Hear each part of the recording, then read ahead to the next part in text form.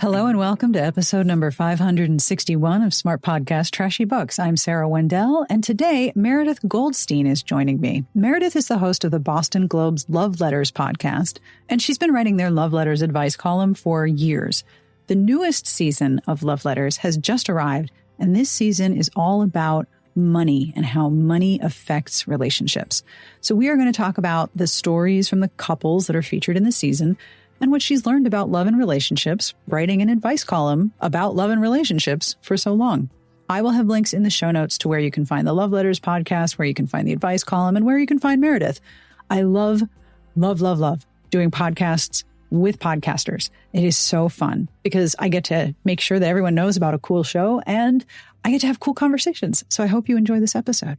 Hello and thank you to our Patreon community. In a recent bonus episode for the Patreon community, I mentioned that it's a really scary and dark and crappy time in the media world where every day there's news of more layoffs and publications closing and that kind of thing. And the support for this show means so very, very much, especially right now. So thank you to the Patreon community for keeping me going and making sure that every episode has a transcript. Hello, garlic knitter. I have a compliment this week, which is so much fun, to Melissa R. Two people who do not know each other just wrote long journal entries in two different languages, and both entries are about how much they wish they could be friends with someone who is exactly like you. If you would like a compliment of your very own, or you'd like to support the show, have a look at patreon.com/smartbitches. Monthly pledges start at $1, and Patreon community members get a really lovely Discord. Hello, Discord folks. You get bonus episodes, and you get to help me, ask questions to different guests and cause all kinds of mayhem on the internet. It's really fun. So if you're interested, please have a look. This episode is brought to you in part by Ritual, which, as you might have heard, is my favorite nerdy vitamin. Perfection is impossible, so please let yourself off the hook with Ritual. Ritual knows it's almost impossible to get every nutrient you need 100% of the time, so they made a multivitamin that helps you complete any gaps to support your health. I have told you many times that I am a set it and forget it kind of person. I like solutions that are easy, that I can trust, that I don't have to think about, and I love Ritual because it is so simple. I never have to remember to order more. And because I know what ingredients are there and why they're there and where they came from. Inside the Essential for Women 18 Plus, there's a traceable supply chain. It's in the packaging. You can look up and see where each piece came from and why it's there. With 9 key nutrients in 2 capsules a day, even their unique beadlet in oil design is patented. The Essential for Women is also one of the few women's multis that's USP verified, meaning that what's on the label is what's in the formula. It's soy-free, gluten-free, vegan-friendly, and formulated without GMOs. Instead of striving for perfect health, aim for supporting foundational health. Great news! Ritual is offering my listeners 10% off during your first 3 months. Visit ritual.com/Sarah to start Ritual or add Essential for Women 18 Plus to your subscription today. All right, let's do this podcast episode. On with my conversation with Meredith Goldstein. I'm Meredith Goldstein, the longtime advice columnist at the Boston Globe, who also hosts its Love Letters podcast. And I also write some books, some of which are a little romantic. What are your books? Please tell us the books. In reverse order, they are the young adult novels, Things That Grow and Chemistry Lessons. And then I have a memoir about being an advice columnist called Can't Help Myself. And my first novel was called The Singles in 2012, which was very much about being single at a lot of weddings. Oh, yes. And there was a very specific time when books about being single were extremely popular. I wish they would come back.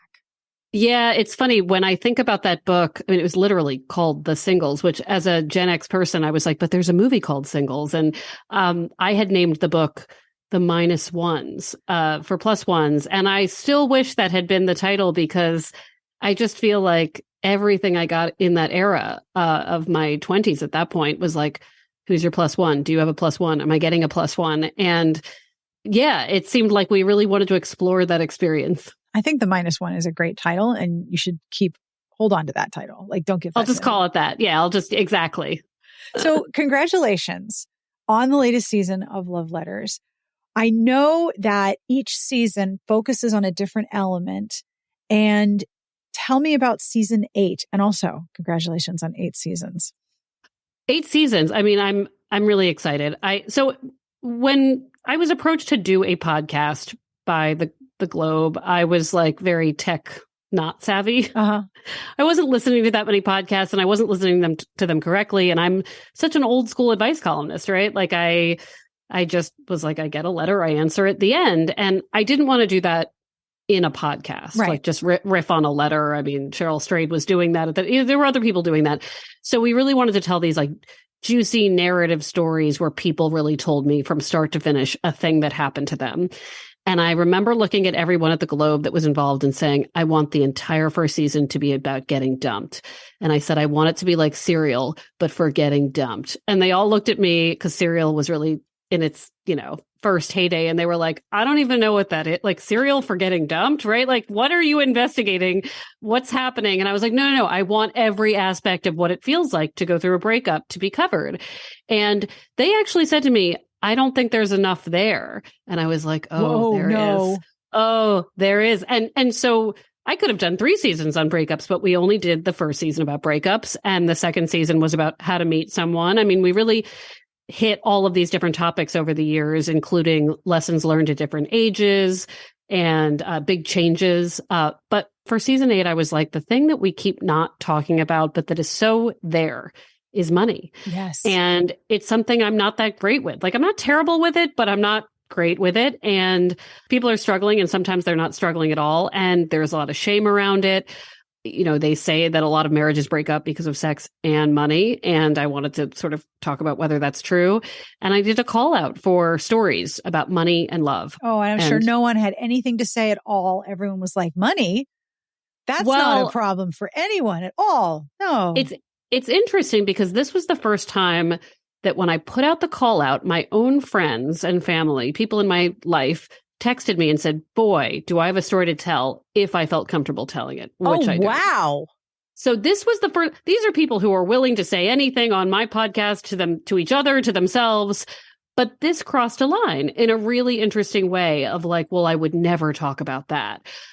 And that's why I knew it was going to be a really good season, because the people who are willing to share, and I have to be so grateful for them, are talking about something that just is awkward and sometimes really cringy and scary. And I have noticed that a lot of the people who are most ashamed are the people who have the most because they know they have the most.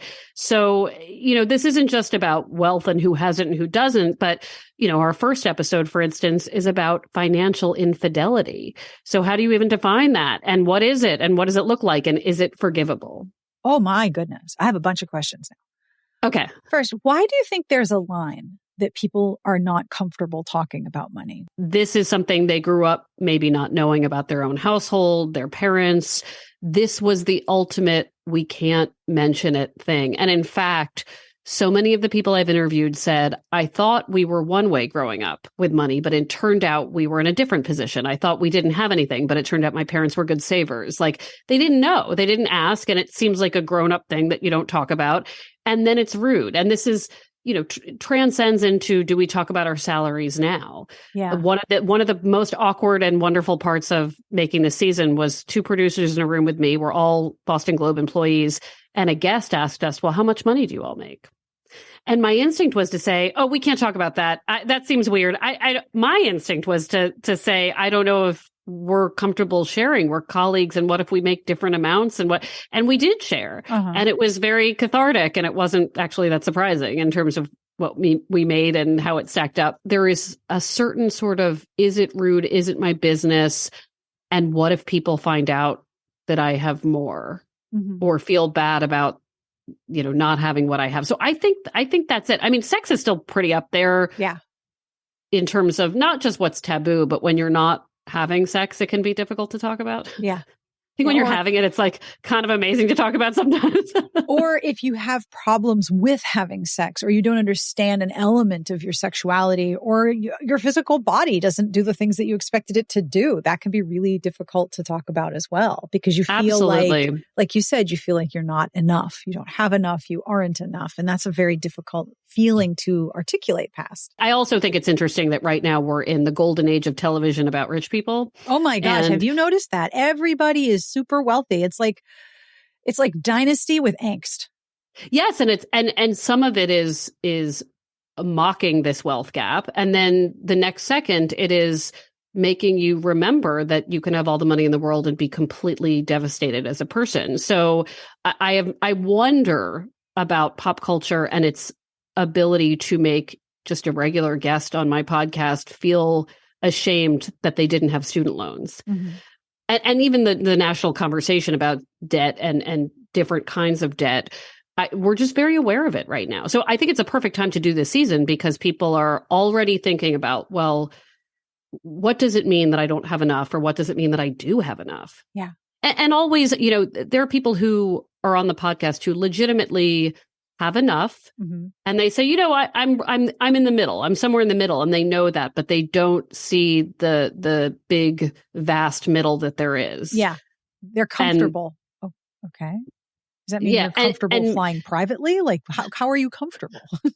Right. Or are you in an area where you are uncomfortable, but it's because you were in that area? So geography is a huge part of this too. Oh, absolutely. A lot of this is just, though, about personal philosophies with money and people realizing what's important to them. Yes. So the episodes really just get into, even if you never think about it, you have a philosophy about what you treat yourself to, whether you allowed yourself to have credit card debt, where you come from, and how that affects how you love and who you love.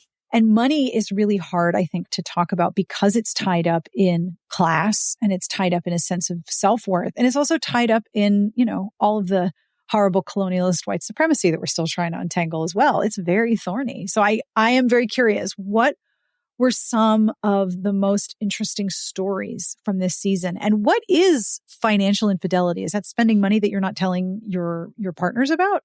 Yes. And it is, you know, basically lying, you know, and acting without consent in that way, but also just hiding the truth really can be any sort of financial infidelity. And in our premiere episode, which I adore, and it is actually quite a feel-good episode, a person who is a longtime reader of my column explains in great detail how specifically responsible they became with money over time. They had a job growing up and spent too much. Yeah. Mostly on I imagine them going to Hot Topic. Yeah. You know, they were a teenager, sort of early 20s, like buying a bunch of stuff they couldn't afford. And they realize that they have to do better. And they become maybe too much better. Like they become the person at the group dinner in their 20s who says, I only had a water. They are so concerned with saving. They're all these responsible things that I fundamentally was not. And when they couple up, they get married. They have a wonderful life set up. They negotiate a very difficult negotiation of non-monogamy in their relationship. So they have wonderful communication skills with their partner about complicated topics, about boundaries and how to set up a life. Mm-hmm. And then they found out that their spouse has $33,000 of secret credit card debt. And this is interesting to me. This is an interesting piece of the story, which is that the fact that they're able to negotiate many things that others don't even try to negotiate. This idea of how do we set up a marriage where we live together, where we see other people, when is that okay? Things that other people might have difficulty talking about. Yeah. But they still were not talking about money. And they knew it. They knew it. They knew that one of them was always a little bit short and broke, but he was making more money. So what was happening there? And finally, and it's better listen because they tell the story so much better than I can. They get to a place and they say, what is the secret? What is the secret? And the secret is there's $33,000 of secret credit card debt. And they are married at this point. And this was the first time that I really realized that you can be a married couple and have the joint bank account and the two separate bank accounts, right? Like that's a way a lot of people do it. Mm-hmm. We're going to put in the thing, but you're still married. So that debt's yours. You can play at any game you want unless you have some other contract that says it's not. And they then have to figure out, well, how much of a betrayal is this? Yeah. Can we get over it? And how did this happen? And I don't want to spoil it, but I think I was waiting for this big answer to what the $33,000 was spent on. Like, was it a secret addiction problem, this, that? And all I can say to hint is that these are two people who enjoy LARPing, as in live action role play. Oh dear. And that LARPing comes with costs. Yes, That's all I'm going to say about that. Yes, it So, does. Oh my gosh.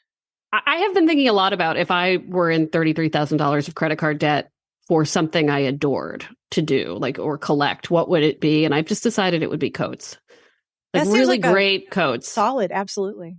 Yeah. Solid choice. So that episode is important to me because it seems like, I mean, there's a happy ending at the end of this. This is a couple that is together and adores each other. So how do they get there? How do they get over that lie? Especially when one of them is so fundamentally, like, you know, worried about money all the time. Yeah. The other episode, you talk about the patriarchy and things we're trying to escape. This one sort of really affected me. I wanted to do a story about the cost of being single because, you know, we're talking about this a lot of like couple philosophies and how do you deal with this coming from two backgrounds and as a team. But a lot of people are just doing this by themselves. And there's definitely a tax on being single. Things cost more for one that are just silly. So much more. And just the little things add up. And you get a different kind of freedom with that. And as somebody who has never lived with a significant other, I will tell you that it's nice to not worry about what somebody else wants in a couch. Like, I'll pick the couch I want. Thank you very much. But I have to buy the couch by myself. Yeah. So it's a, you know, it's difficult. But I was shocked. I wanted to talk to two Gen Z-ish people. I want to talk to people in their 20s about dating now. And this was the episode where we talked to two straight people who are on apps. And it is a very, you know, this is not just one monolith of an experience, but we talked to a woman and a man. And what they both said was the man is expected to pay. Oh, boy. And I, at 45, was like, still? Like, I really thought that in a Venmo culture where things are easily divided, they were going to tell me, like, this is a thing that happened to you that doesn't, or that is part of a different generation. Oh. And I am sure there are exceptions to this rule for sure. And that, but I was shocked at two people from different regions of the country, different places, you know, in their worlds. They said they felt like this was a tradition that stuck. And they don't know why it hasn't gone away. So, you know, it's a very old idea that you're demonstrating that you have the resources to care for another person who's going to move from their family's house into your home and run your house for you. And you're proving that you have the funds to do that. It's a very, very old expectation. I felt like I had gone into a weird time machine and that I thought this was that moment of like, how come certain things just don't go away. And yet these are two people who are looking for love pretty aggressively. They want to couple up. They want to be partnered, which is very normal. And they're like, the cost of this, you know, is very difficult. And we talked about one of the beautiful things that came out of a difficult time of 2020 of people taking walks. Yeah. And having these free dates because people couldn't go anywhere. Yeah. And how to bring that back. Especially when the weather gets nice. Like, what if we just got a coffee and walked in a circle? Yeah. This was a great thing we learned. Yeah. Yeah. So that is another one of my favorite episodes of just my shock that some of these traditions remain and, you know, everybody could be saving a lot of money, to be honest. Really wild because I'm in a Discord community and someone was talking about how they've had a much easier time finding a therapist than finding a partner. And it's not that easy to find a therapist these days. It's not that easy to find a therapist either, but that's so hard. It's so hard. Well, it's difficult and not surprising to hear that based on the kind of letters I get and the kind of stories I hear. It's wild that this season is coming out because a couple of days ago, there was that article that went absolutely bonkers viral about women who earn more than their male partners and the division of household labor and unspoken labor and emotional labor that falls on them. And that it's a giant struggle. Is that something that you talk about as well? It is. And we happened to find this great story, actually somebody I know in my real life. And she is very hilariously admits that sometimes she wishes her husband, who got an MBA, would be the kind of guy who made a ton of money with an MBA. Like, he likes his job and he makes a good salary, but he's not like he's not bringing wealth into the home. Right. And she feels awful for having these feelings about him and has shared them with him sometimes. And then what becomes very funny is we go through all of the types of labor that happen in their house. Yeah. They have two children, right? So And what becomes absolutely clear is that he is doing all of it. Not all of it, but a lot of it. That he is the primary caregiver to the children, that he is cooking everything, that he is cleaning everything. And so this was like this wonderful exception where she had a moment of, oh, well, if he was the guy who made all that money, maybe he would not be emotionally available for all of these things. Yeah. Because like you said, the labor of house and home and childcare and just managing a bunch of people who live in the same place, that's a lot of work and it is not compensated, but it has great value. And when you take it away, it's still hard to quantify unless you sit down and really look. Yeah. And some of it is actually quantifiable when you talk about, caretaking for a home. Yeah. It can be very quantifiable. And then there's this extra support that's provided just being there and being in a good mood, which is of value. This is something she counts on, this spouse that makes her laugh and listens to her ideas. And all of that might go away if he were making 4 times as much money. And I'm not sure it would be the trade-off she wants. No, I would be willing to bet no. So I understand from my correspondence with your team that your reading of Regency romances had some influence and informed this season. Tell me, how did your reading of romance and Regency romance inform this season? Very, very directly. And I have to say, just because, I'm a fan of what you do and I can imagine that your audience is exactly who I want to hang out with, like on a Saturday night. Come hang out. I got to Regency romance in a really roundabout way, and I never thought I would like it because I'm a vampire girl. And Fair. You could talk about the economics of vampires all night. I think a lot about how much money different vampire romance families would have, generational wealth, times 1,000. Like, right?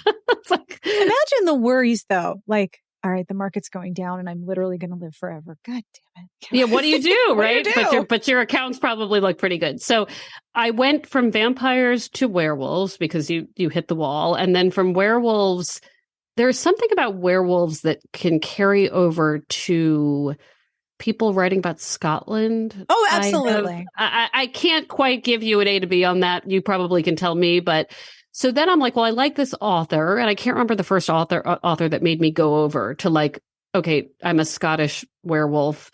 Now I'm just Scottish. Okay. And it's 17 whatever, and now it's 18 whatever.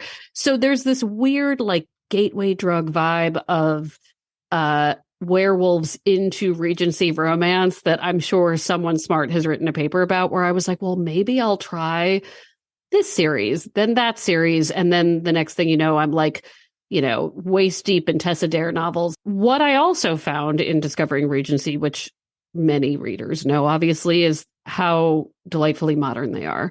And, Sarah McLean is brilliant at this, right? Of reading, you read a page and you're like, oh, well, that's like now. Oh, well, that's like what it's like now. Yep. And this concept that a love match is a rarity or an exception to the rule or not guaranteed. And it makes you think of, well, that's all we get married for now. So we would say. But these books make no secret of the fact that these are financial agreements, that they are business arrangements. And of course, they have the horribleness of women's property and rights being tied up not to them. Yeah. Which can kind of exist now in many different forms. Which definitely exists now in different forms. Yeah. But they call it what it is, which is, in doing this, we are making a little business. And how is that little business going to run? And who's going to run it? And I love when these books talk about the children like not being present. They're elsewhere, they're with staff. And then you begin to think about all the people that manage the Bridgerton home. Oh, and the homes, they have a whole crew. Sure, right? And you have like your little like, kingdom of properties and help to run them and tenants. And, most of the time, these stories focus on the people who have the most, and we don't have to worry about many other people. Although I can think of characters who are brought into this world who have nothing in the romances that they get to be a part of it, right? But I love the honesty about it because I wish that in whatever form we do it now, it's still a contract. And we can have a pretty wedding and we can wear amazing things and have our best friends stand next to us as wedding party members, but we're still signing something that ties us like a business to each other. Yeah. And there'll have to be a dissolution of that business if it doesn't work. And I think that if we spoke about that with more realism, and talked about the love almost in its own column as a fuel for this, but it is not fully tied to the agreement we're making. Yeah, the love between the people involved is part of the why this is happening, but you also have to acknowledge the other elements of the why this is happening. Yeah. And for a lot of these characters, the love was never part of the why, or never an expected part of the why. So we're in a world where we don't have to do this to own property or to have a property, period. So the love is the why. Yeah. Sometimes. Not for everybody, but sometimes, or for a lot of people, they like to think it's the why. And I just thought, I want to talk about this the way these characters do, where they're saying to each other, well, if I marry you, the spinster school I've been running isn't mine anymore. I mean, I love that kind of story, right? Where you have an independent woman in Regency times who has somehow found her way to independence through the death of a relative, through someone in her life handing her something that she might not otherwise be entitled to.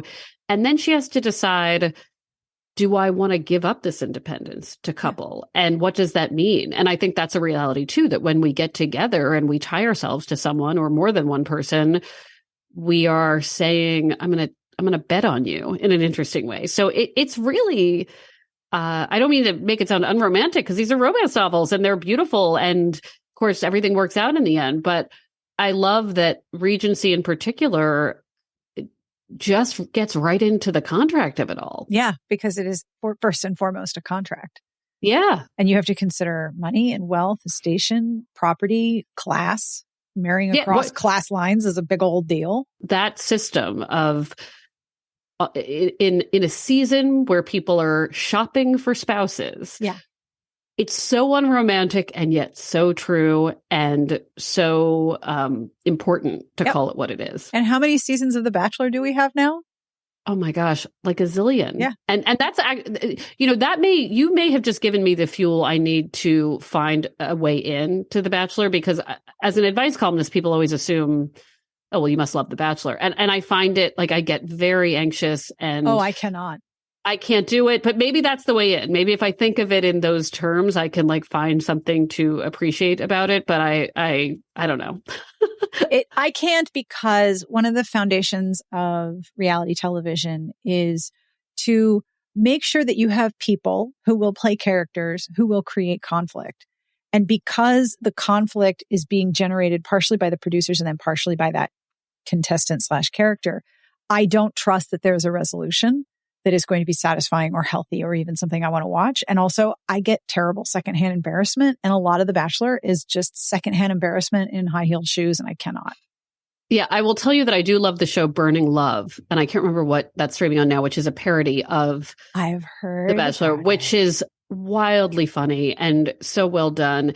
And I have also read Bachelor Nation, which is a book about The Bachelor, which I found enlightening. And it speaks to what you're talking about what these contestants go through, and they're cut off from realities and they're plied with alcohol. And it's like this, fight or flight time in their lives. on steroids. Oh, yeah. And so I actually found a lot more interest in reading about the experience of doing it than watching it. Yeah. But I don't know if it's for me, but that might be my way in of considering it a Marriage Mart kind of comparing it to the Regency books.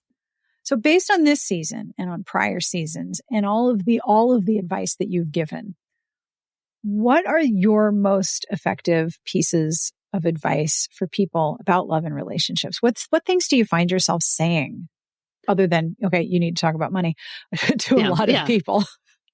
I think the you need to talk about money thing applies to a lot of moments in life where you sort of just swallow this thing that is too hard to say. I think my big thing after doing this many seasons and also just, reading advice column letters for so long. Advice columns. Yeah. Is that I think people are really hard on themselves and hard on each other. And I hear the word failure a lot, failed marriage, failed relationship. I hear wasted time. And I have been dumped a lot of times and certainly not pulled off relationships well. in the past, and also failed. Well, here I'm using it too. Not been great at dating, gone years at a time without paying much attention to it, not given it the investment. And I'll look back, and just like letter writers, I'll say, well, I really, I was failing at that. And I don't see any of these things as failures. I don't see divorces as failed marriages. I think, there's this expectation that we're all going to like curl up and die, like at the end of the Notebook, holding on to one partner who understood us. And thank goodness every day that we are not in a Nicholas Sparks book for so many reasons. Oh, dear God. Let that be a gratitude point of all of our lives. Thank you for bringing me here to this life, and I'm not a Nicholas Sparks character. Amen. Yeah, that's a very righteous prayer right there. It is. It feels real good to me to say. Yes, let us all be characters in some. And I'll slip into a Tessa Dare book actually while I'm here and talking about her. But heck not. Yeah, with some more rights, probably, maybe with an inhaler, some modern day medicine. But I think that, hopefully we live a long time and we have to do a lot of stuff, and we can't possibly do all the romance stuff right and stick with it. Otherwise we would never get to the next thing. Yeah. So anytime people feel like, oh, I really blew it with that, and I failed. Anytime you feel like you're using that word, it's really not true. No. And even when you feel like you've failed someone else, where you've hurt someone, where you've let them down, like, you can apologize and be better next time. And so that's what I would say. And I think with this season in particular, so many people are very quick to also say, well, I failed with money, or I failed at sharing, and they just learned something, and it's not forever. It's not so black and white, and we're kind of all just moving along, figuring it out. Yeah. One of the most impactful things I read, I think last year, was just because something ends doesn't mean that it's a failure. Yes. And I have to catch myself. Like, I had to catch myself in this conversation of saying that I was failing at dating. And I think the letter writers are just so hard on themselves. And in these stories, they can start one way. Yeah. And in a much, much better place. So I'm grateful for the time with these people to really go through and say, like, well, what did you learn here? And then they learned all these beautiful, wonderful things, and now they're teaching us. So, not to sound too hokey about it, but it's always much better. And sometimes people are learning things on our behalf, so we don't have to. And what a nice thing for them to do. So, absolutely. No question. Yeah. What books are you reading that you would like to tell people about? I always end with book recs. So I'm always about to do a reread for vampire purposes of, Single White Vampire. There is something about that book that every few years, it just makes me laugh really hard. I have been reading Kelly Bowen for the first time. So this is the thing with Regency, where like you'll see these authors that are recommended for you, and you just have to dive into that first one. And I'm forgetting the name of it, but your listeners will know of it's, a character is sort of a fixer, and there's a ship captain, Duke, who walks in on her trying to get rid of a dead body, and what a meet cute. Yep. And so I am like really having a good time in that moment. And then I'll redo some vampires for a bit. So I just saw the news, very recently about the Twilight rebooting as a TV series, and went on an emotional journey. Yeah. Oh yeah. But what it reminded me was that there are a lot of series I love in the romance genre that I would like to revisit. And it's fun to go back. It is. And it reminds me of where I was in the moment once I first heard the stories of like, what did it help me through? What is it helping me through now? And I remember in 2016, I was really into, I'm just forgetting names right now, but the vampire series, The Brotherhood, with the J.R. Ward, the Black Dagger Brotherhood. Yeah. Yes. So every few years I have to revisit one of those series that has 50,000 books, where this could go on for a long time and really keep me happy for a bit. I have a recommendation for you. Oh, please. All right. There's a writer named Teresa Romaine, like the lettuce, Romaine. Originally published by Kensington. I think she got the rights back, but getting the rights back meant she needed to retitle the book. So her book, originally called Season for Surrender, is now called The Earl's Holiday Wager. Ooh, okay. And it is a Regency Christmas house party romance with a guy who is faking being a carousing, debaucherous rake and has a house party over Christmas. And there's a wager. There's a bet about whether or not he can defile the most innocent, proper woman of the season. And he's like, this is a terrible bet, but all right, fine. And they meet in the library. She gets invited to the house party. It's like all of my catnip. You're so close to telling me there's only one bed that I'm so excited. Yep, it's lovely. It's one of my favorite historical Thank you romance. for that. You're welcome. Thank you for that recommendation, because I'm all about a house party. Oh, yeah. So wonderful. Where can people find you if you wish to be found? So the podcast is just Love Letters. It's got a big heart. You'll see it. Says the Boston Globe on it, wherever you get your podcasts. And then if you want to read the column, it's boston.com/loveletters. And, feel free to send your quandaries, your questions. And that brings us to the end of this week's episode. Thank you again to Meredith and her team for setting up this interview. I will absolutely be linking to all of the places where you can find Meredith. But if you search Love Letters and you're using a podcast app right now, it should be there and you can give it a try. It's a great binging podcast. You can do a whole season and it's pretty fabulous. As always, I end each episode with a terrible joke. And this joke comes from my 15-year-old. But I have to tell you, my 15-year-old went and told his father this joke instead of coming directly to my office to tell me. And I had to find out about this joke by overhearing it. So this is an eavesdropping joke. Are you ready? What do you call someone with no body and no nose? Give up? What do you call somebody with no body and no nose? Nobody knows. I would say thank you, but this joke wasn't brought to me. I just had to overhear it. Not that I'm bitter. On behalf of everyone here, we wish you the very best of reading. Have a wonderful weekend, and we will see you back here next week. Smart Podcast Trashy Books is part of the Frolic Podcast Network. You can find more outstanding podcasts to subscribe to at frolic.media/podcasts.